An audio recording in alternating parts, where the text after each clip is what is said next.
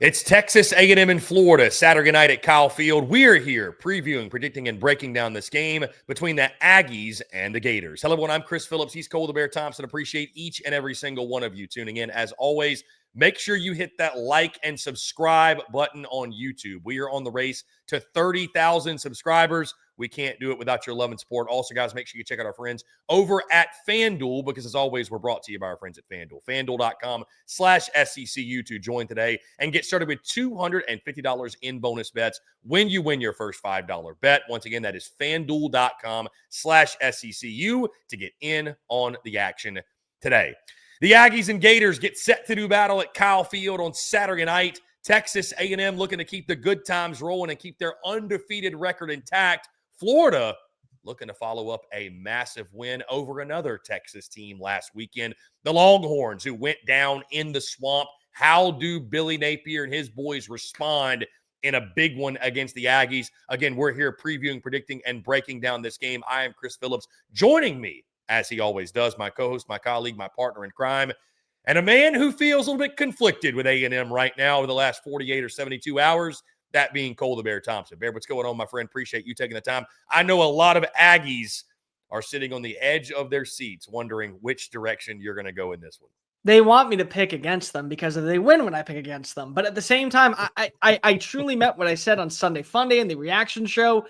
A&M has crossed off all of the boxes for the red flag syndrome that I have dealt with for years, to where I'm fully convinced that this team is actually built to do something promising. Here's the thing, though.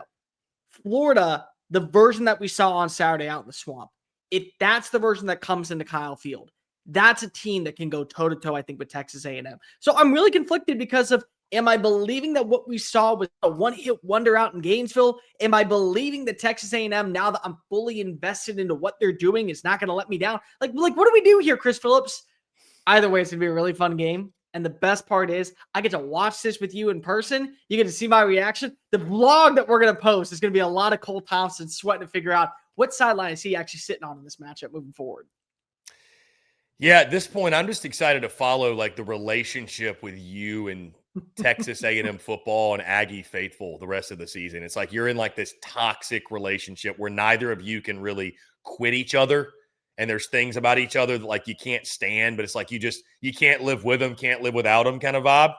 I don't know. Maybe come into season we'll all be singing Kumbaya together and laughing about all this. I'm Chuck from Gossip Girl for a lot of Aggies. Like I'm just that toxic boyfriend that you got to let go of, but you can't because if something keeps drawing you back in. You don't want me to change my ways because of that's what makes me who I am. But also it's like, part of me's got to change at some point. I got to stop doubting A&M. Mike Elko's proven every single time he's crossing off the boxes and making me feel confident. So let's go ahead and break down a game that I think has a lot of implications on the line for both teams and their long-term futures in 2025. Yeah, going to be a fun one, Bear. Saturday night, 6 o'clock Central Time on ESPN down at Kyle Field in College Station.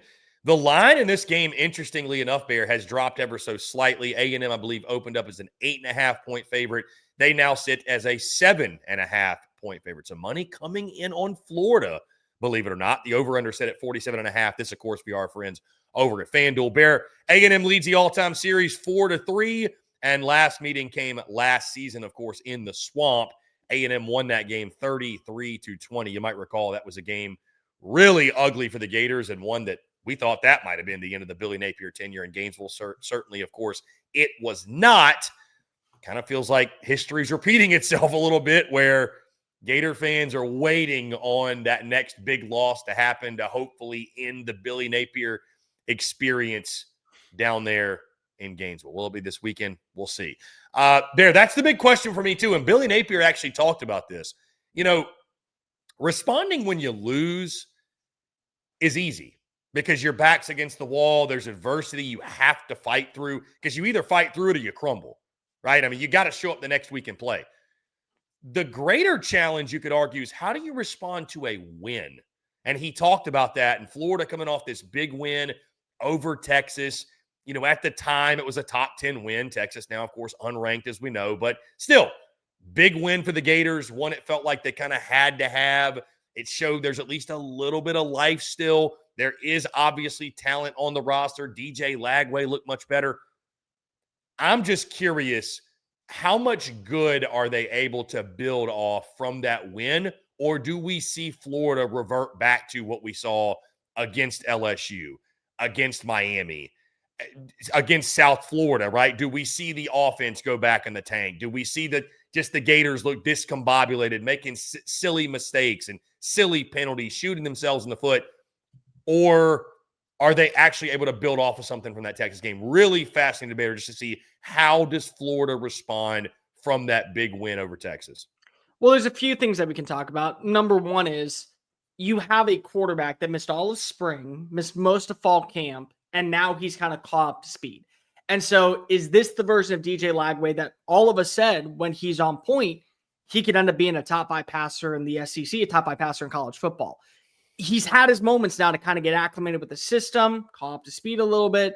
And he's also got a weapon in Dallas Wilson back in the saddle that has been a massive find. I mean, over 100 receiving yards last week, 2 big touchdowns, takes a lot of pressure off of Vernell Brown, J. Michael Sturdivant, Trey Wilson, the passing attack. It gives you that secondary element that is going to elevate, I think, your passing game. But the other thing is, I don't think that Dallas Wilson's impact would have mattered in the matchup against South Florida and against LSU. The play calling was the reason you lost the football game in both of those matchups. You have a running back in Jaden Baugh, who, for my money, may end up being the most talented player on that roster. And he's certainly, in my opinion, a top 3 running back in the SEC.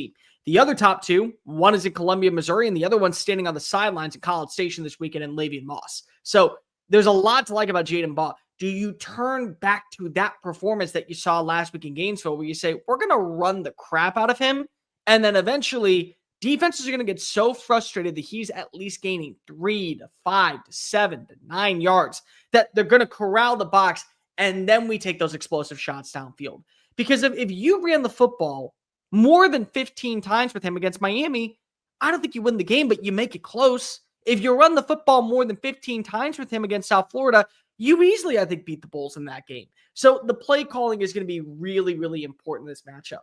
And the other thing is, you are right. Winning when you're down and knowing that there are no more expectations, kind of easy. Now we've seen this offense hit a new gear. And if you're a Florida fan, you're frustrated because you're like, where was that? The 2 games that we could have won and been sitting at 4-1, still in the race for the college football playoff and not in wounded animal mode. Where was that offense the last several weeks? And you're wondering, is that just like the kiss of death where somebody is starting to feel like, oh, I'm getting better. I'm moving out of the hospital. I want to go for a walk. No, that's the final stage of accepting that time is coming for you. And that might be Florida, that was your last good day underneath Billy Napier. And this is the reality. You're going back to, he's 6 feet in the ground. We have to get the coffin ready. We have to put the tombstone up. Here lies the tenure of Billy Napier. It may end up being the case. Which is it? How you respond after a win truly does deserve that opportunity. When you're a wounded animal, you can go ahead and fight back. But if you do not get far enough away from the danger to treat those wounds and be able to get into a safe spot, a wounded animal still is a wounded animal. And the time is going to come where the hunter finds them and then just gives them the crushing blow.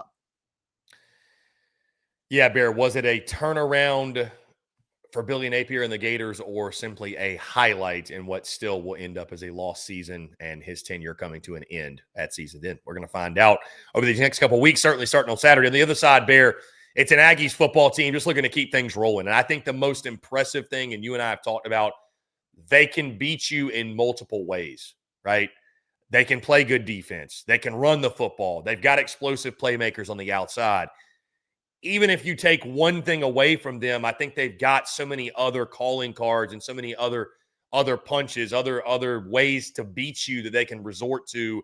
It's been really impressive. And I tell you this, Bear, like Marcel Reed's played well. I don't even think he's played to the best of his ability yet. Mm-hmm. And they're doing what they are doing. And I think that has to excite you as an Aggie. Offensively, looking to keep things rolling. I think the biggest challenge for the Gators defense, A&M's going to be able to do something Texas couldn't do. That's run the football. They got the offensive line to go out there, bully you. I mean, I don't care who the opponent is. You look at what they did against Mississippi State. You go pave the way and run for 300 yards against an SEC opponent. You're really about that life. You're really about a street fight. I think they can come out, punch Florida in the face. And again, pick your poison. What are you going to do? Stack the box? Okay, here comes Casey Concepcion. Here comes Mario Craver. Here comes Terry Bussey. Here comes a host of other big-time playmakers on the outside for them. So their key, I think, obviously, is getting to Marcel Reed and rattling him. But, Bear, again, it's just such a tough ask because the Aggies, they have so many different ways they can beat you, especially on the offensive side of the football. And you mentioned it, they can run the football. Well, remember, they didn't have Le'Veon Moss for most of the second half. And they're like, okay, well, Reuben Owens exists. And you got to remember, they have Amari Daniels too. So it's like, oh, neither one of them can go today? Cool. Daniels, you're out there now. Oh, we got another guy that's waiting in the wings. It's a 4-star freshman. Your turn. Go ahead. Have some fun running the football. So they know how to trust their ground game. And you also have an athletic quarterback in Marcel Reed that is not afraid to tuck and run and make some plays with his legs. So that's something that's really important. I think that if you were looking at this from Florida's perspective and you want to make Marcel Reed beat you, the only way to do that is take away Mario Craver and Casey Concepcion. And I know that's a very big challenge, but Chris, let me ask you, do you know how many receptions those two have combined? How many? 54. The rest of the team has 46. Everyone else on the team has 40. So those two alone have basically been over 55% of the passing attack. And the scary part is they know how to complement each other so well. Vertical speed on one play, you're going to take across the intermediate part of the field and then work into the second and third level of the defense. And it's a foot race. So you're going to have to be able to take away both those elements. And if you beat them, that's fine. But then you still got to worry about Terry Bussey, what he's been able to accomplish this year. Ashton Bethel Roman's made some really big time plays. Amari Nyblack's made some plays. Nate Borger's made some plays. Jerry and Morrow has that big one-time catch. So it's like there's ways to where A&M can beat you in those vicinities that are really, really, really dire. The two things that I think are going to hurt Texas A&M in this matchup that continuously are still the questions that we have. And it's like the last two boxes I need checked off to say, okay, A&M national title contender. Number one, the deep ball accuracy of Marcel Reed. I said last week that he throws an interceptable ball. And what I meant by that is that sometimes his passes can hang a little bit too long or they're overshot. And if you play over the top, it's basically like an arm punt. And we saw an interception in the first half against Mississippi State. That's something that you got to wonder about. Can that deep ball accuracy get there? Because he throws a beautiful spiral 40 yards down the field. And if it hits, it's going to hit, and usually it's in the end zone for 6. The other thing is penalties. Texas A&M is still one of the most penalized teams in college football. They're 123rd currently in penalties this year. 47 for 375 yards. They're giving up 75 yards per contest in penalties. And so the thing that was really interesting is that Mississippi State game, it didn't feel like it was a win for Mississippi State when you went into halftime because you were trailing 7-3. But remember, you got a 4th down stop inside the red zone. You forced a turnover, careless penalties, whether it be a block in the back on an explosive punt return or a roughing the passer call against Blake Shapen that gave them 15 yards and they were able to put up at least the field goal in that percentage situation. You got to be able to force Texas A&M to play that way going into the start of the third quarter. Because the second half adjustments that we have seen from Mike Elko this year, where they're able to come on out, kind of fix the lulls and not have so many blatant issues where the self-inflicted wounds have hurt them. That's what's made them such a team that has been really turning the corner. If you're Florida, you got to force them to kind of play that first half version of football that we saw against Mississippi State. The first half football that we saw at times against Auburn. The first half football at times where they're going to have to settle for a field goal, and then you watch Randy Bond come out and he misses a 53-yarder, and you're at midfield and you have an opportunity to strike. That's going to be Florida's game plan. And honestly, that might be the only way that you're able to respond to begin with. Bear, on the other side, you look at what Florida did well against Texas. I think feeding Jaden Ball 27 carries, I think you need to see more of that. I think it was really brought a lot of balance to the offense, 159 rushing yards as well. That offensive line finally, played, I think, up to their potential, right? They had struggled mightily early in the season, and this was an offensive line we thought would be maybe the strength of the football team, certainly of the offense for Florida. I think Texas A&M, though, can get after them on the defensive front. Cassius Howell and the gang. Dude, Torian York has been incredible. Most underrated player in college football this year, in my opinion. Dude, he's so good. He's the instincts he plays with, the football IQ, his knack for the football. I mean, it just, when you watch the film, it jumps off the page to you when you watch him play. That's going to be a real battle in this game, because I think if Florida gets stymied again in the rushing attack, like, here's what I'll say is this, Bear, and I know they did it against a really good defense last week against Texas, but like, I have a hard time trusting Florida offensively because we've seen them look so bad, like so bad. And you're not coming off the bye week this week, right? You had an extra week to get ready for Texas and get your affairs in order and get healthy and what have you. How do you follow up the Texas performance like we were talking about earlier? But you got to be able to establish some sort of ground game with Jaden Ball.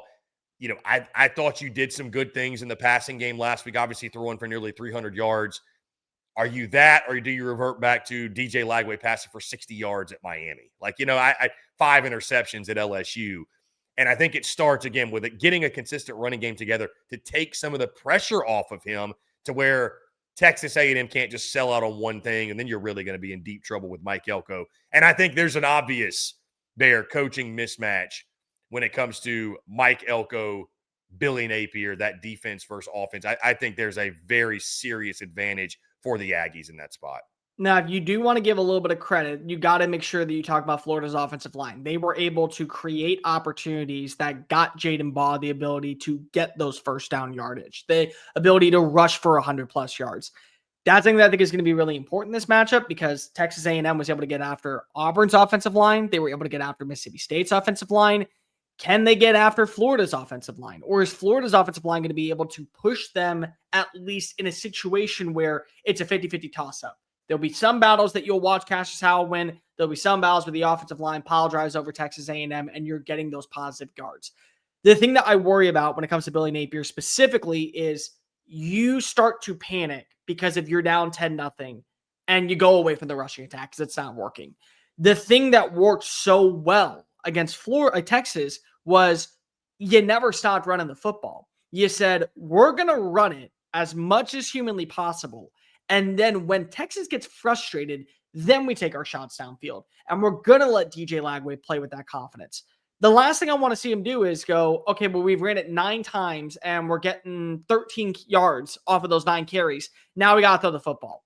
And you don't let DJ Lagway get comfortable on maybe making a 2nd and 6 pass for a 15-yard gain. It's now going to be 1st and 10 and you get a gain of 2. And now it's 2nd and 8, but you got to still throw the football because you're steering away from the run. And you start playing that panic mode football that we saw against South Florida and the panic mode football that we saw at closing out the first half against Miami. Those are things that can really, really hurt the confidence of a quarterback. It can put him in a position where he's throwing into double coverage. And then you have the 5 interception game like we saw against LSU that ultimately gives Texas A&M not only the momentum, they have an offense that's more potent and an offense that's more multifaceted that can easily hang 40 on you at that point.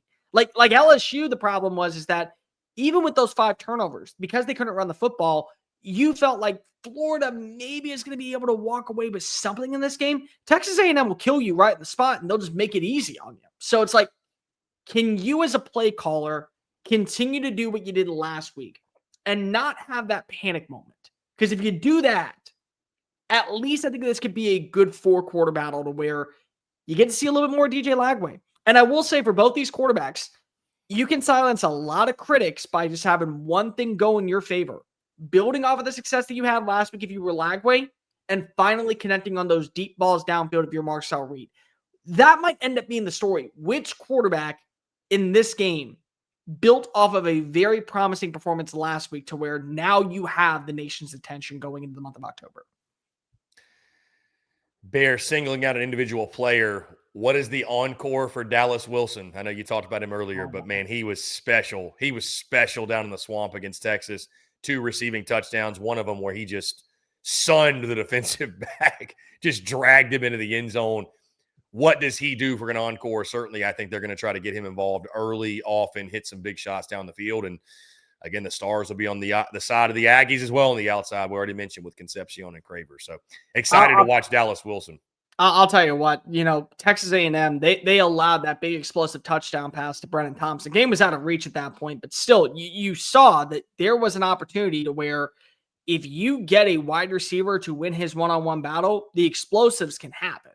And so you wonder, is this the Vernell Brown game where everyone knows that Dallas Wilson, what he did last week was so impressive. You're playing double coverage. You're making sure that you have him blanketed. And now you get Vernell Brown involved in this matchup to where he's the one making the explosive plays. I'll tell you what, though, Mario Craver and Casey Concepcion, Derek Miller, you deserve so much credit because they're a perfect fit for this offense. They know exactly how to work in space. And the thing with Texas, if Arch hits on a few of those passes, I mean, we're talking about this being a night and day difference where you still have some questions when it comes to Florida's secondary. We do got to give Florida a lot of credit, though, defensively. They still are able to keep them in every single matchup because of it. So this could be a really interesting chess match between Mike Elko, Billy Napier, what you got with Ron Roberts and Colin Klein. You're going to have a lot of interesting tactics and a lot of formations that could be decided by one or two plays that momentum swings in your favor, and then you just run with it. But I agree with you. I think Dallas Wilson's going to be a big-time star. I really am excited to see what Torian York does. You know, you're going to have 21 going up against 13. Who's going to be the unlucky one when they meet head to head? Bear, Florida looking for their first win on the road this season. It has not gone well at their previous two road trips at LSU, at Miami, getting essentially throttled in both. Texas A&M looking to stay perfect. Bear, let's lock in some picks. Let's lock in some predictions. Would you like the honors, or do you want me to start first? No, you got to start. They got A&M fans got to wait a little bit longer for my pick. Okay, no. Beautiful. I love it. When it comes to Florida, again, the big question is how do you follow up a big win? I talked about it earlier. You know, responding to a loss is something innately, like if you've got any stones about you, you're going to do it, right? It's not hard to get motivated from failure and from losing. It is harder to bounce back from a win when after, and Billy Napier pointed this out, the same people that were telling you suck and the coach should be fired, they're patting you on the back all week long, telling you how great you are and how awesome the game was, whatever. So how Florida responds will be interesting. From the Texas A&M side, like we talked about, Bear, I love this Aggies team from the standpoint that they can beat you in so many different ways. They feel like a complete football team. I know there's probably still some folks out there waiting on the other shoe to drop, and hey, maybe it will, and I'll be wrong, but I don't really harbor that mindset and that mentality as much with them anymore. Bear, when it comes to my pick for this game, key stat that I was saving for this very moment, Florida is 0-9 against ranked teams on the road under Billy Napier. They are looking to do something they have never done in the Billy Napier era, which is go on the road and beat a ranked team. It's not happening Saturday night. And I think the Texas game was more of a blip on the radar, more of a highlight in what will still be kind of a lost season for Florida football. I still think this is probably a 6-6, maybe 7-5 team. I still think Florida's going to move off of Billy Napier at season's end.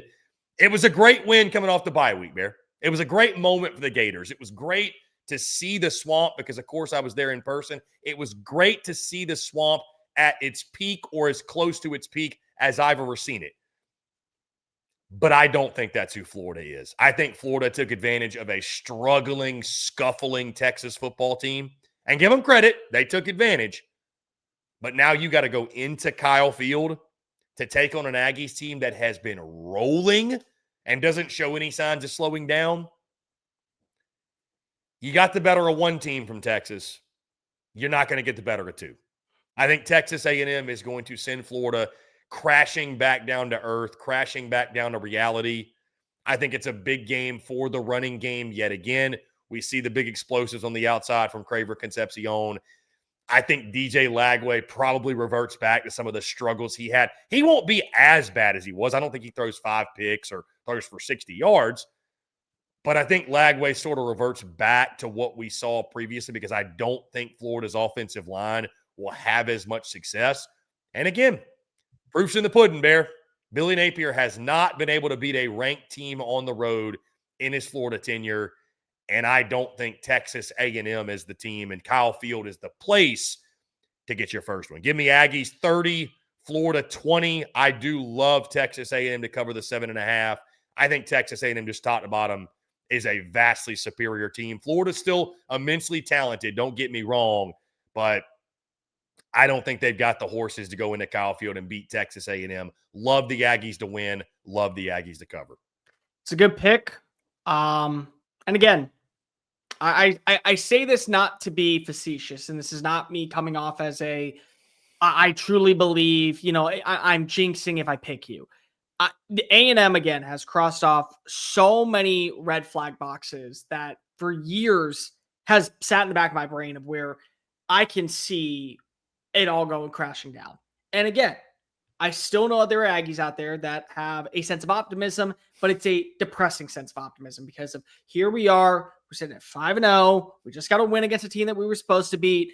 When does the other shoe drop? And I get that. And to be fair, the battered Aggie syndrome for some isn't going to die until you are in the playoff. You are in Atlanta. You know that you have made it to that next stage of the SEC that you've been waiting to get to. And I completely get that. And I will say this.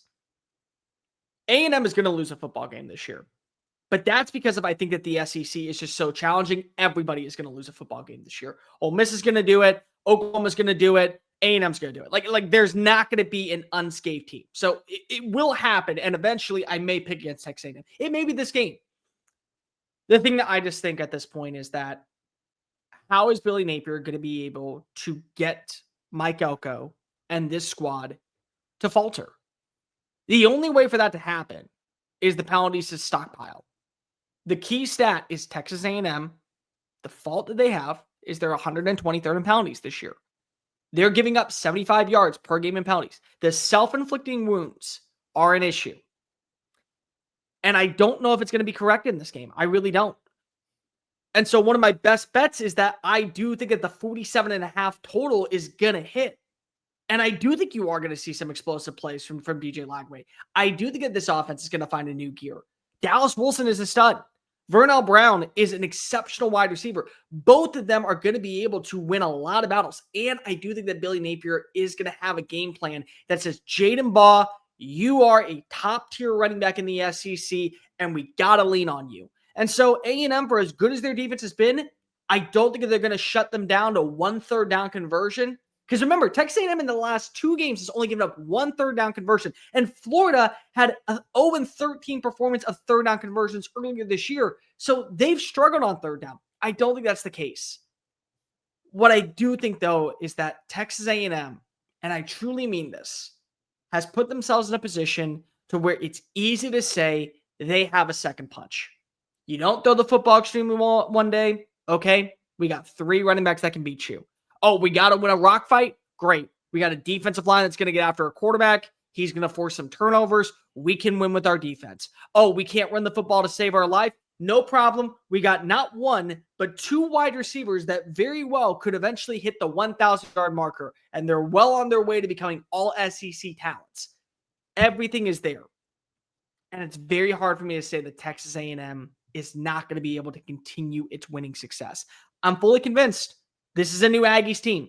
It's not me trying to go ahead and say, well, I got to pick against A&M by picking A&M to win. No, I truly do think that Texas A&M is going to win this football game.